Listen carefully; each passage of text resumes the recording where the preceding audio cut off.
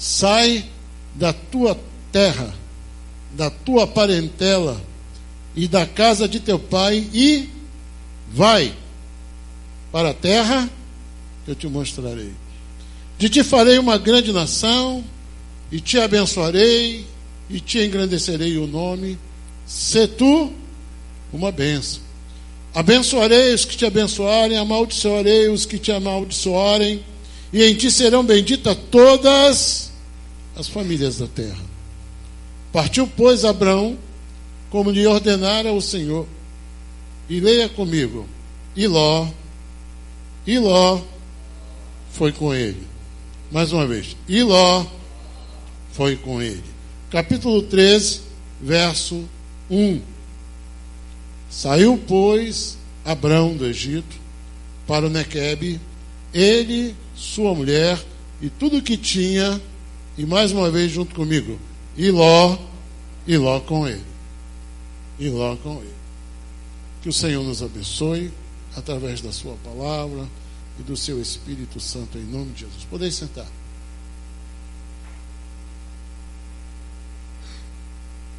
Glória a Deus. Meus irmãos, nós estamos nessas semanas falando sobre pessoas. Nós estamos dentro dessas quartas-feiras no culto da família, trazendo algumas pessoas que a Bíblia menciona e tirando o ensino que a palavra de Deus traz para o nosso coração. Eu fiz frisar bem, sempre que nós falamos de um personagem aqui, que é a pessoa de quem nós queremos tirar essas lições, esses ensinos nesta noite. Nós estamos falando de uma família, nós falamos de pessoas, de uma família, e de uma família muito conhecida, que era a família de quem? Abrão. Até aqui ainda Abrão, depois Abraão. E nós vemos que Deus faz um chamado a Abrão para que ele saísse da sua terra, da sua parentela e fosse para uma terra que ele lhe mostraria. Então nós hoje, aqui neste culto da família, nós sempre trazemos uma palavra de reflexão para a família, de ensino, e trazendo essas pessoas que são pessoas que não têm muita notoriedade, mas que o Senhor através dela nos ensina e fala ao nosso coração. Bem, quando o Senhor diz a Abraão, sai da tua parentela e da casa de teu pai e vai para uma terra que eu te mostrarei. O conceito desta palavra não quer dizer que ele estava falando assim, olha, larga sua mãe, larga seus filhos, larga sua família. Não. Ali, naquele momento, era o momento dos patriarcas. E os patriarcas, os chefes das famílias, os chefes tribais, eram clãs, eram tribos de parentes, de pessoas que tinham laços familiares. E Deus estava chamando aquele homem, Deus escolhe aquele homem para, a partir dele, começar uma nova nação. Para, a partir daquele homem, com a sua família, com a sua esposa, começar uma nova nação, da qual ele traria o Salvador, Jesus. Então, Deus manda Abraão sair com seus filhos, com a sua esposa, com o que ele tinha, e ir para uma terra que ele ia mostrar. Aqui nós já vemos a fé de Abraão, porque ele não pediu e Deus nem lhe disse para onde iria, mas ele simplesmente atendeu o chamado de Deus. Mas nós vemos aqui, irmãos, que Deus tem um chamado na vida de Abraão. Mas o que eu quero mostrar a você nesta noite é que nós vemos aqui que, verso 4, partiu, pois, Abraão, como lhe ordenara o Senhor, e Ló foi com ele. E Ló foi com ele. E nós vamos ver que esses dois personagens, primeiro Ló e depois a sua esposa, cujo nome não é mencionado, nós vamos ver que esses dois personagens, eles nos trazem uma lição muito importante, muito interessante. Nós vemos, queridos, que a mensagem hoje, ela traz para nós o entendimento de que nós temos que ter a visão de Deus. A visão de Deus. Nós temos que seguir a visão de Deus. Abraão, sai da tua terra para uma terra que ele ia mostrar. Ele creu na visão de Deus e seguiu uma visão de Deus. Não uma visão visível, não uma visão nítida aos seus olhos, mas uma visão de fé. Então, primeira coisa, nós temos que ter uma visão de fé. A visão de fé é uma visão que muitas vezes não nos permite ver, não é a visibilidade natural, não é a visibilidade comum, mas pela minha fé em Deus, eu sigo esse caminho, vendo o que os meus olhos não veem, mas vendo pela fé em Deus. Amém? E que nós vamos ver que ele vai.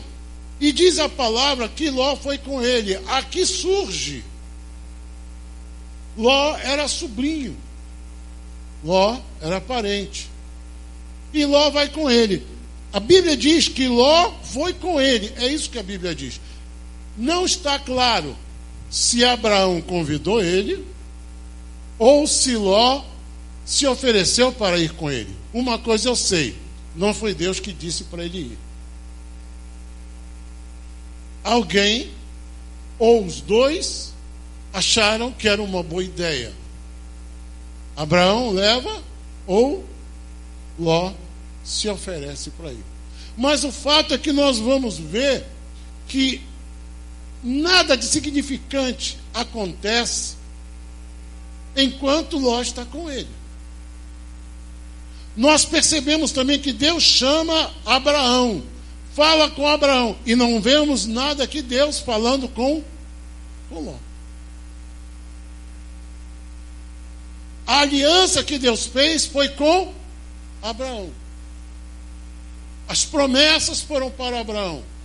O chamado foi para Abraão. A unção, a visão foi para Abraão. Mas Ló foi. Sem sabermos, repito, se Ló quis ir ou se Abraão quis levá-lo. Mas o fato foi que as duas coisas aconteceram. Os dois consentiram, um em ir e outro em levá-lo. Mas nada de significativo acontece. Nada acontece. A Bíblia diz no verso 4 que Ló foi com ele. E lá no capítulo 13, versículo 1, diz que saiu, pois, Abraão do Egito para o Nequebe, ele e sua mulher, e tudo o que tinha, e Ló com ele. Versículo 5, Ló que ia com Abraão, ou seja, Ló ia com ele, e também tinha rebanhos, gados e tendas. Uma presença que não traz significado e sentido nenhum. Até quando nós chegamos no versículo 7. O que diz no versículo 7? Houve contenda entre os pastores de gado de Abraão e os pastores de gado de Ló. E nesse tempo, os cananeus, os ferezeus, habitavam na terra. Bem, nada de significativo aconteceu. E quando aconteceu um problema, houve contenda. Aqui, irmãos, nós vemos Deus começando a história do seu povo, nesse chamado de Abraão. E já nesse chamado, já nessa saída, nesse primeiro grande passo, nós vemos uma coisa. Irmãos, sempre a obra de Deus, ela é alvo de luta e de contenda. Porque os ferezeus, os cananeus, os heus estão sempre cercando. E aqui então nós vemos que Abraão certamente percebeu que havia algo a ser feito para corrigir aquilo que talvez não era para ter sido feito. Então, Abraão disse para o quê? Para Ló, verso 8: não haja contenda entre mim e ti, e entre os meus pastores e os teus pastores, porque nós somos parentes chegados. Aqui nós vemos a visão do homem de Deus, a visão daquele que estava na direção, a visão daquele que Deus chamou. Quando ele viu o problema, quando ele viu a contenda, o que ele fez? Houve um equívoco aqui. Porque, irmãos, nós vamos perceber que Deus não dá carona a ninguém na bênção de outro. Não há como você pegar carona na bênção de alguém. Deus não dá carona. Deus tem um plano para a sua vida. Você não vai ser carona de ninguém. Deus tem algo na sua vida. E Ló, ele entra de carona. Ele não faz uma aliança com Deus. Ele não vemos aqui menção de que ele buscou, que ele tinha. Não, ele estava simplesmente no embalo dos acontecimentos. Ele aproveitou a oportunidade. Então, queridos, Deus não dá carona para ninguém na bênção de outro. Agora, deixa eu te dizer uma coisa: se você quiser dar carona para alguém na tua bênção, você vai ter problema também. Porque não há como abençoar alguém que não tem aliança com Deus. Não há como abençoar, mesmo que você queira. Olha, Deus colocou algo sobre Abraão: em ti serão benditas todas as famílias. Ele era um homem abençoador, e nós vemos que a atitude dele foi de abençoar. Mas não há como abençoar quem não está em aliança com Deus. Irmãos, a nossa bondade pode nos levar para agir fora da vontade de Deus. Às vezes eu ouço as pessoas falarem das coisas de Deus como se fosse uma ciência exata. Se der certo, é de Deus. Se não der certo, não é de Deus. Se eu conseguir fazer, é porque é de Deus. Se eu não conseguir fazer, é porque não é de Deus. Nada disso. Veja que a Bíblia diz que Ló foi com ele. Deus não disse nem sim, nem não. Mas Deus permitiu. Você quer levar? Leva. Às vezes, nós vivemos situações assim. Deus não manda, a gente faz. E Deus deixa a gente fazer. Mas depois a gente percebe que não era bem assim as coisas. Deus não vai nos impedir. Deus pode. Mas há coisas que nós podemos, e se nós fizermos, podemos fazer até sem a vontade de Deus, sem a permissão de Deus. Abraão, você quer levar Ló? Ok, é contigo. Quem vai ter que enfrentar os problemas é você. Então nós vemos que ele entra na vida de Abraão e não soma, mas logo surgem problemas. Gente, nós precisamos entender aonde é que está a vontade de Deus, para que a gente possa fazer exatamente a vontade de Deus. Há muitas vezes bondade no nosso coração, mas a bondade, ela pura e simplesmente é humana e não traz o efeito abençoador de Deus. Nós podemos às vezes até tentar abençoar a quem Deus não quer abençoar. Às vezes Deus está botando a pessoa na prova. Às vezes Deus está tratando com a pessoa. E você vai se esforçar e não vai conseguir, porque, irmãos, quem abençoa é Deus. Repita comigo: quem abençoa? É Deus. É Deus que abençoa. E aqui então nós vemos que houve a contenda, houve a dissensão. Então Abraão diz: olha, para que não haja contenda entre mim e ti. Ou seja, eles estão assim, e eu não quero que isso nos afete, porque nós somos parentes chegados. Olha o cuidado de Abraão. Olha como é que um homem de Deus, ele tem a visão de Deus, a mulher de Deus, ela tem a visão de apaziguar, de diluir a situação, de quebrar a situação. E veja o que Abraão faz. Ele era o homem chamado, ele era o líder de Deus, ele era o homem que hoje nós sabemos que ele foi chamado por Deus. E este homem diz assim: olha, para que não haja problema, vamos fazer o seguinte: você escolhe o que você quer da terra. Não é isso? Versículo 9: acaso não está diante de ti toda a terra? Peço-te que te apartes de mim. Se você for para a esquerda, eu vou para a direita. Se for para a direita, eu vou para a esquerda. E Ló, sem visão, sem noção e fora do propósito de Deus, ele aceita essa oportunidade de fazer a sua escolha quando ele não tinha direito nenhum de escolha.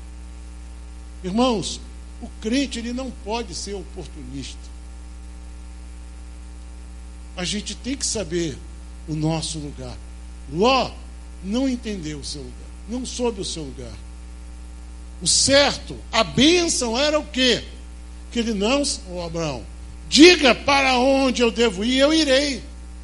Não sou eu que vou dizer que vou para cá e você vai para lá. Você que diz que você vai para um lugar e eu vou para outro. Porque a escolha de Abraão seria com certeza uma escolha de Deus. Mas ele quis escolher. Ele quis fazer a sua escolha. E ele não tinha visão para fazer a escolha certa. E ele fez o quê? A escolha humana. Qual é a escolha humana? Ele olhou para as campinas, ele olhou, levantou os olhos, versículo 10, lê aí.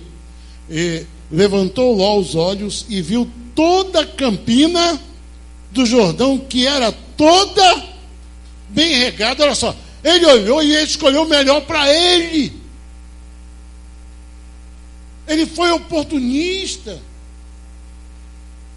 Ele não foi justo. Mas aquela sua visão, sem Deus, sem critério, fora de todo o plano e propósito de Deus, ele não sabia que ele estava escolhendo o pior futuro para a sua vida e para a sua família. Ele olhou e escolheu as campinas de Jordão, que era toda bem regada. Antes, leia, antes de haver o Senhor destruído Sodoma e Gomorra. Ou seja, antes de Deus fazer o que fez, era lindo o lugar. Olhando de longe, aquela região, aquela paisagem, era belíssima. E lá estavam duas cidades, Sodoma e Gomorra. Ele fez a escolha humana. Ele fez a escolha dos seus olhos. Ele fez a escolha carnal. Ele não se posicionou. Ele não soube andar sob liderança. Ele não reconheceu que ali não era o tio dele. Ali era Abraão, o homem que foi chamado por Deus. O homem que Deus estava guiando. O homem que Deus estava dirigindo no nosso lugar. Precisamos saber fazer as nossas escolhas. E às vezes, quando a gente traz isso para a família, lá muitas vezes são os filhos que não conseguem entender e querem decidir as coisas e não sabem reconhecer a visão direcionada dos pais. Deus estava com Abraão. E as escolhas que ele fez foram escolhas aparentes, foram escolhas de acordo com os critérios, com as belezas humanas. E, irmãos, a palavra de Deus diz, versículo 10 ainda: antes de haver o Senhor destruído Sodoma e Gomorra, como o jardim do Senhor, como a terra do Egito, como quem vai para Zoar. Versículo 11, leia comigo. Então o que diz aí? Então Ló escolheu para si toda a campina do Jordão e partiu para o Oriente, e separaram-se um do outro. Ele escolheu para si o melhor. Sua ganância. Ele escolheu, ele comprou aquela visão. Isso falou muito no meu coração. Aquele homem olhou assim, ele comprou aquela visão. Quando ele ouviu aquilo de Abraão, ele virou para a família: olha, eu tive uma proposta de Abraão para mim fazer uma escolha para onde nós queremos ir, porque agora nós vamos ser donos do nosso próprio nariz. E olha, quero mostrar a você, família, olha lá, olha o que eu escolhi para vocês. Olha o nosso futuro lá. A beleza do mundo, a beleza da paisagem, escondia uma terra de homens maus e, segundo a Bíblia, muito pecadores. É assim que muitas vezes hoje os pais têm feito escolhas para os filhos. Não são escolhas em Deus, mas são escolhas de acordo com o visual, com a imagem. Ontem eu estava com uma postagem pronta, mas houve um problema no meu aparelho e acabou não saindo. Lendo um texto que falava o seguinte, que Deus colocou os pais como professores dos filhos, para ensiná-los a viver a vida. E eu fiquei pensando naquilo. Se Deus dá os filhos para nós sermos professores dele, então eu fico pensando o que é que Deus quer que a gente ensine aos nossos filhos. Não é? E aí, a gente pode pensar alguma coisa, não é? O que a gente prioriza? Qual é a prioridade dos pais hoje para os filhos? Qual é a preocupação? Um bom futuro, uma boa profissão, para que tenha uma vida estabilizada, para que tenha uma situação próspera, de recursos, e não tenha problemas, e não venha sofrer crises e problemas no futuro. Então, é profissão, é isso, é formação, isso tudo. Por último, conhecer a Deus como seu Salvador. Agora, se Deus é que nos dá o filho para a gente ser professor deles, o Pai, eu digo agora, o Pai Celestial, já que os nossos filhos são dele, o que será que esse Pai, que é o nosso Pai Celestial, projeta para esses filhos? Será que é essa ordem de critérios que ele tem para nós, que ele quer que a gente aplique? Que primeiro a gente pense nessas coisas e, por último, a gente pense em ensinar os nossos filhos a conhecer a Deus?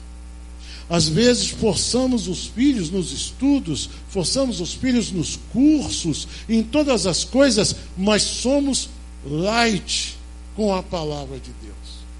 Somos light com as coisas de Deus. Forçamos, não pode faltar o inglês, não pode faltar ao espanhol, não pode faltar isso, pode faltar aquilo. Mas se ele não quer vir para a igreja, tudo bem, deixa ele em casa.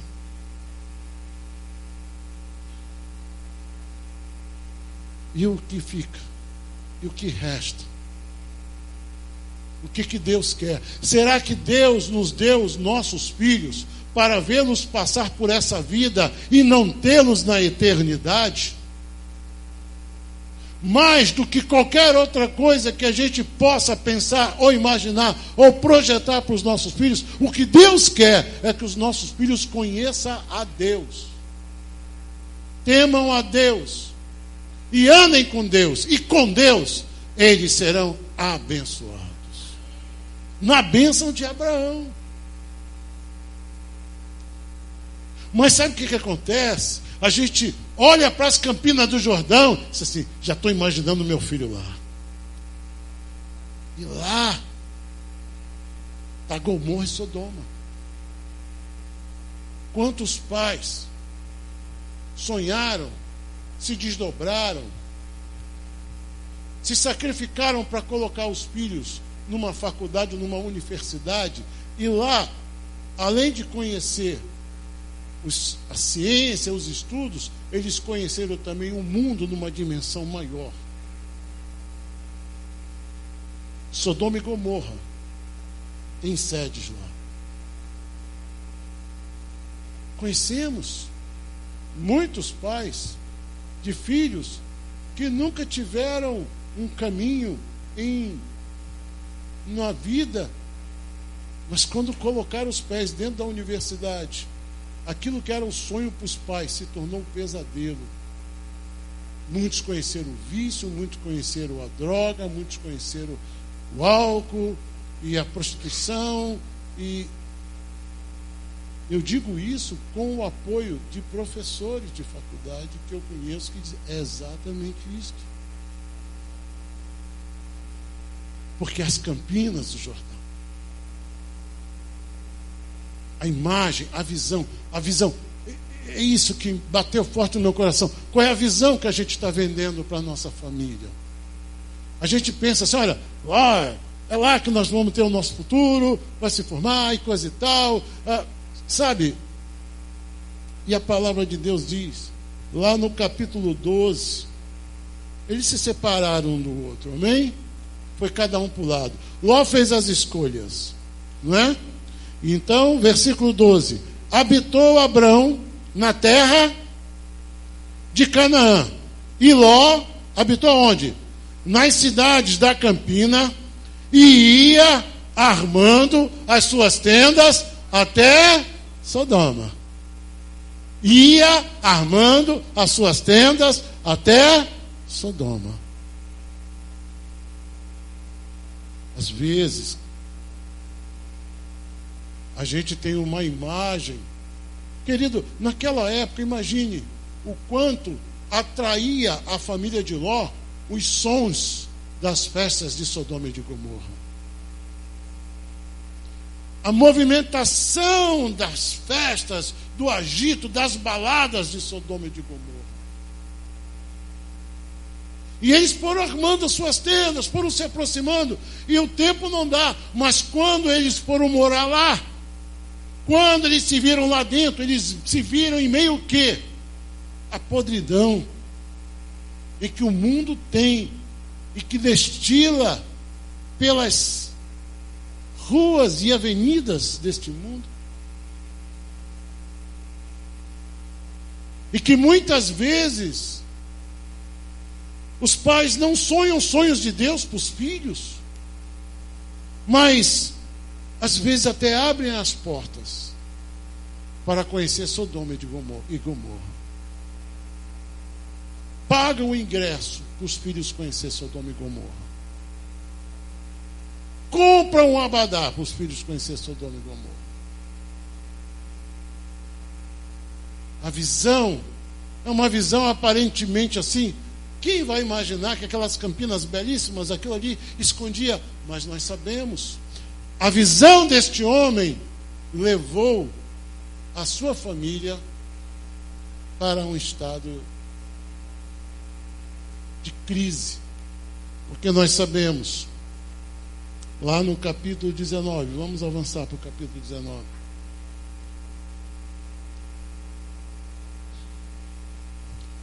Capítulo 19, versículo de número 15.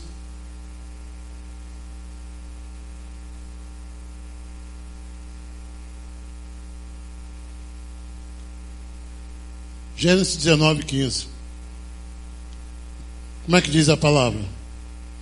Ao amanhecer, apertaram os anjos com Ló, dizendo: levanta-te, toma a tua mulher, as tuas filhas, que aqui se encontram, para que não pereças no castigo da cidade. Ele levou a família dele para debaixo do juízo de Deus. O mundo, irmãos, está debaixo do juízo de Deus. A Bíblia diz que o mundo jaz no maligno. Na aparente imagem está tudo bem, mas está despencando. E olha, Deus entrou com providência pela intercessão de Abrão. Verso 16: como, porém, se demorasse, pegaram-nos os homens pela mão, a ele, a sua mulher e as duas filhas, sendo-lhe o Senhor misericordioso, e tiraram e o puseram fora da cidade. Ou seja, eles ainda se demoravam, eles ainda estavam preocupados com as coisas.